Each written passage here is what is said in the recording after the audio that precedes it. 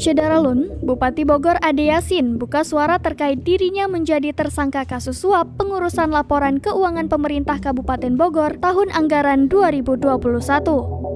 Suap tersebut dilakukan agar Kabupaten Bogor bisa meraih predikat wajar tanpa pengecualian atau WTP. Seperti diketahui, Komisi Pemberantasan Korupsi atau KPK telah menetapkan Ade dan 3 jajarannya, serta 4 pegawai Badan Pemeriksa Keuangan atau BPK Jawa Barat sebagai tersangka pada Kamis 28 April 2022 dini hari. Namun, Ade membantah dirinya melakukan suap. Menurutnya, suap tersebut adalah inisiatif anak buahnya.